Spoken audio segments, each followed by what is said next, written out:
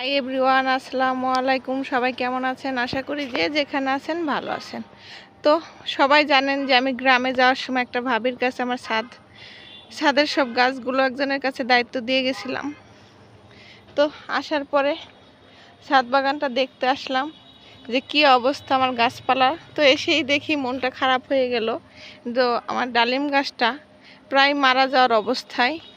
হয়তো বা আপনারা আমার আগের ব্লগে দেখছেন যে ডালিমগুলো কত সুন্দর ধরছিল, মানে দেখেন কত ডালিম।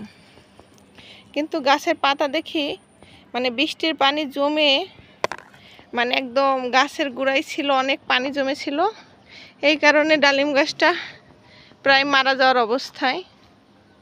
দেখেন মানে পুরো পাতা পড়ে বোঝাই হয়ে গেছে। এখন শুধু ডালিমগুলা প্রায় মোটামুটি নষ্ট হয়ে গেছে।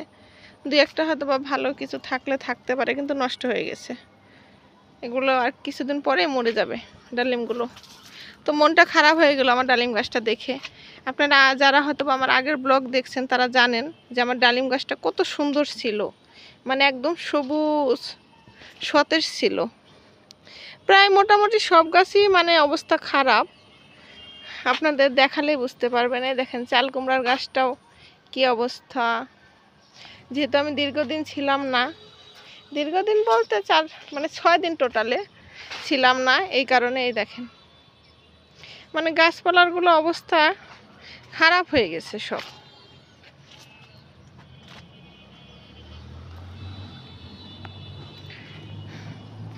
এই তো মরিচ গাছগুলো, মরিচ গাছের পাতাগুলো কেমন হয়ে গেছে, মানে হয়তো বা বাঁচবে না আর, এরকম মনে হইতেছে দেখে আমার যত দূর সম্ভব।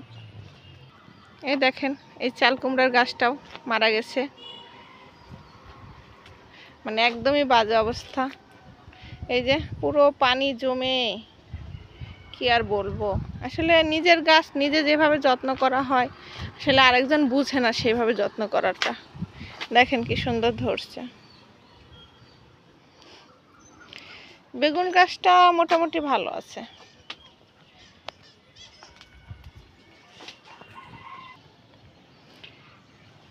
এই যে দেখেন আমার আম গাছের অবস্থা, একটা আম আছে আর বাদ বাকি আম নেই, জানি না কি হয়েছে।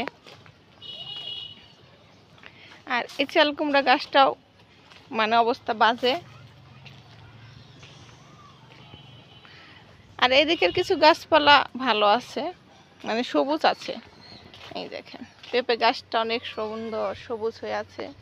মানে এই সাইডের গাছপালাগুলো মোটামুটি ভালো।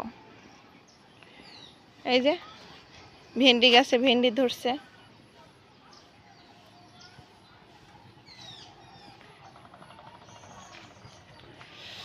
আর যাওয়ার আগে দেখাইছিলাম আপনাদের যে গাছে অনেক করলা ধরছে, তবে আসার পরে আমি দেখি নাই বড় হতে, তবে দেখি যে এখনও সেই ছোট্ট করলাটাই আছে।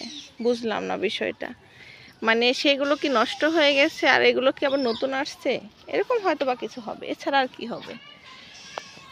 এই সাইডে আরেকটা করলা গাছ, এই করলা গাছে একটা করলা একটু মোটামুটি বড় হয়েছে। এই যে আরেকটা করলা।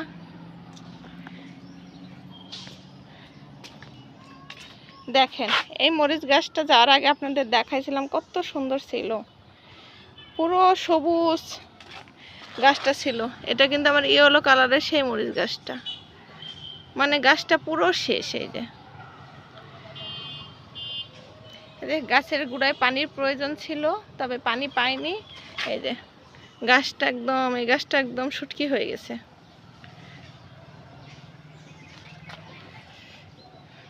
তো আসলে কি নিজের কাজ নিজেকেই মানে করতে হয়, আরেকজনকে দায়িত্ব দিলে সে আসলে ঠিকঠাক ওইভাবে করতে পারে না। আর একজনের জিনিস আরেকজন আসলে ওইভাবে যত্নটাও বুঝতে পারে না যে কিভাবে করবে। তো যাই হোক আজকে এই পর্যন্তই। আর আমার ছাদ বাগানটা দেখে আমার মনটা সত্যিই অনেক খারাপ হয়ে গেল, কি বলবো আমি বুঝতে পারতেছি না। তো যাই হোক আজকে এই পর্যন্তই। আর আমার ভিডিওটা যদি ভালো লেগে থাকে প্লিজ একটা সাবস্ক্রাইব করবেন আর একটা লাইক দিবেন। আল্লাহ হাফেজ।